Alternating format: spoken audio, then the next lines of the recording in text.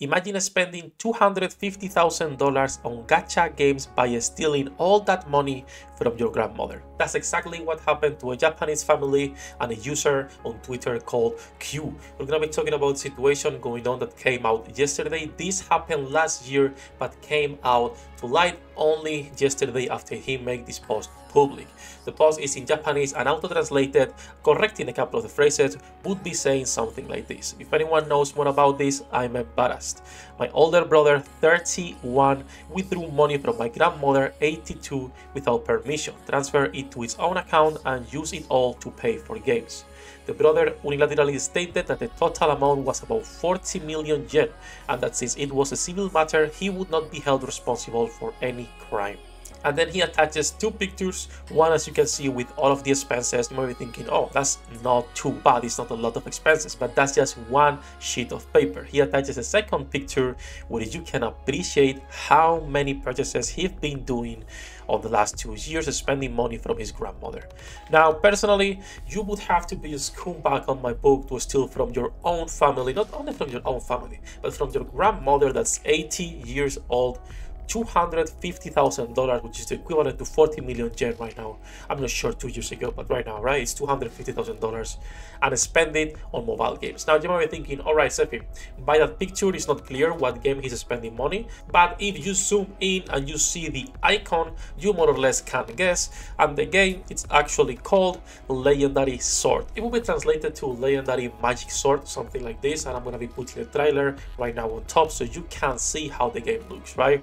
This game was released on April 2020, 4 years ago, and as far as I know, it's still up on the App Store with a 2.6 rating out of almost 25,000 reviews, which is super bad, and 500k downloads with a rating of 12+, which is pretty common for a lot of gacha games. The low ratings, as far as I know, outside of being an MMO for mobiles, which are already pretty bottom of the barrel in terms of quality, it's also because this game, if we go to the official Twitter, has stopped making any updates or any new updates since last year. On February 27, 2023 was the last announcement they made for a new app.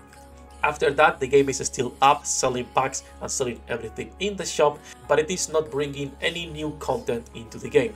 Now, if we go into App Sensor to check how much they're making, we can see that on Android, they are making right now, last month, $100,000, and on iOS, they are making around $100,000 as well. So at least $200,000 every single month with a game like this. That is a lot of money for a game that's completely abandoned and getting no updates. Now, this situation gets even worse because I'm not an expert in law and I'm not going to pretend to be one, but from what I was reading on the comments down there, since it's a civil matter, he cannot claim this as stolen money. So $250,000 stolen by a 30-year-old grown-ass man to her grandmother, right? 82 years old, bro. It pisses me off so much. And this also ties a little bit to something we always talk about, and that is gacha addictions and the dangers of spending money on gacha games, right? Because yes, gacha games can be fun, can be kind of, you know, your dopamine daily hit, but we need to be careful to not end up like this scumbag right here.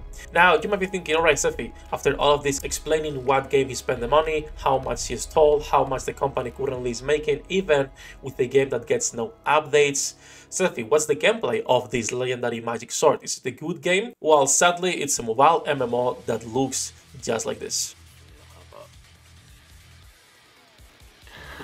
毎回取ってんのかな、すごいですね。こうやって移動しまくって蹴散らしまくるんでしょうね。敵に回したら恐ろしい。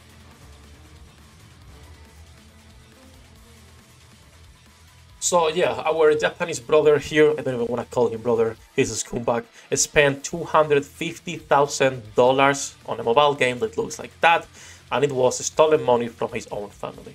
As far as I know, this game doesn't get updates anymore. There is no more content creators covering the game, at least on the Japanese side. I'm not sure if this is a Chinese MMO, because by looks and by how it plays, it looks like a Chinese MMO. We've played plenty of them to cover on the channel and to just try them out. All of them are usually pretty bad.